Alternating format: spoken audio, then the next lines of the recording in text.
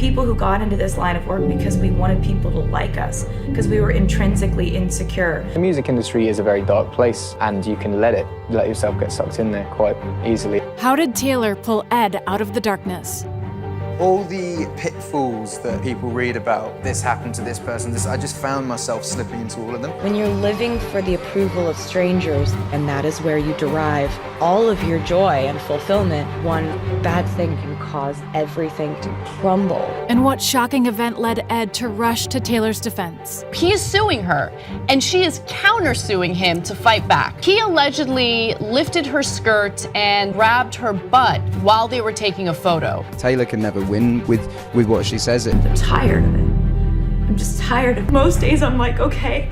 But then sometimes I'm just like, it just gets loud sometimes. She's going through guys like a train. Jake Gyllenhaal, Joe Jonas, of course, John Mayer. Hashtag Taylor Swift is over party was the #1 trend on Twitter worldwide. Do you know how many people have to be tweeting that they hate you for that to happen? I just wanted to disappear. Nobody physically saw me for a year, and that was what I thought they wanted. At 11 years old, the only thing Ed liked about school was a girl named Cherry. I never worked hard when I was younger. I never did homework. I didn't really apply myself at all until I found music and then flew with it. While Cherry went off to university, Ed pursued his passion.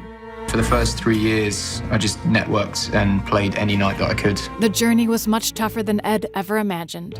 Lost my place to live, so I'd stand on stage and be like, hey, if anyone's got a couch tonight. But there were just moments where I just wanted to give up. Little did he know, a fellow musician would give him the chance of a lifetime. It was his friendship with Taylor Swift that allowed him to completely break America. First thing that struck me was his voice. I've never been more jealous of anything in my life. Touring with Taylor not only jump-started Ed's career, it started a beautiful friendship. And the first time that we wrote, we sat in a hotel room in, I think, Arizona, and we just kind of wrote and wrote and wrote and wrote, and just laughed and had the best time and became really close friends. But Ed got so lost in the fame, he based his happiness on his success. The music industry is a very dark place. I mean, there was a couple of occasions where I was in the darker side of things. You need to, when you get into the industry, adjust to it, and I didn't adjust because I was just constantly working on tour. And all the pitfalls that people read about, this happened to this person, I just found myself slipping into all of them. Seeing Ed's pain, Taylor worked on finding the missing piece in his life. And when she reunited Ed with his high school crush, everything changed. That was a wake-up call. I've rekindled with a girl I went to high school with. Deeply in love, Ed took a year off to focus on what really mattered, the love of his life. We live together now, and I think that was a real help, kind of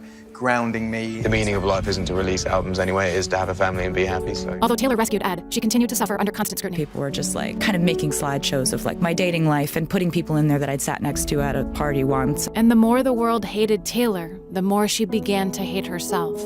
I've been trained to be happy when you get a lot of praise. For someone who's built their whole belief system on getting people to clap for you, the whole crowd booing is a pretty formative experience. Taylor can never win with what she says. It'll always be twisted by someone. So I thought I'd come out and say what I thought, which is the truth. She has only dated 2 people in 2 years. And I have friends that have been with 10 people in 1 year, and people wouldn't say that they're.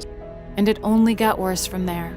When Swift posed for a pre-concert photo with radio DJ David Mueller. Swift says Mueller put his hand under her dress and grabbed her bare behind. Mueller filed a civil lawsuit against Swift, calling the groping allegation nonsense. Swift countersued, claiming assault and battery, saying she has never been so sure of anything in her life. It just feels like it's more than music now at this point. And just most days I'm like, okay. But then sometimes I'm just like, it just gets loud sometimes. Shocked by the news, Ed dropped everything to support Taylor. But we don't really go a day without speaking. I'm not ever going to hurt Taylor. Not only did Taylor win the case, she found a man who saw her true self, Joe Alwyn. I also was falling in love with someone who had a really wonderfully normal, balanced, grounded life. And we decided together that we wanted our relationship to be private. After seeing how Ed's time off saved him, Taylor took her own year off. Little did she know, it would teach her the most important lesson. We're people who got into this line of work because we wanted people to like us, because we were intrinsically insecure. I became the person who everyone wanted me to be. But her time away from the spotlight gave Taylor something she never had before. I was happy, but I wasn't happy in the way that I'd been trained to be happy. It was happiness without anyone else's input. And when she returned to the stage, she was better than ever. just in time to see Ed marry his childhood sweetheart.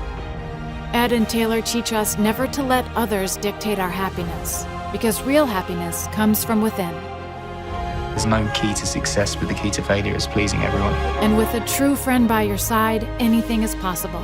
Honestly, I know I wouldn't be up here if it wasn't for one of my best friends. I just want to say I love you, Ed Sheeran. Taylor made this for me for Christmas. She sewed it herself. This is me and her. Started from the bottom, now we're here.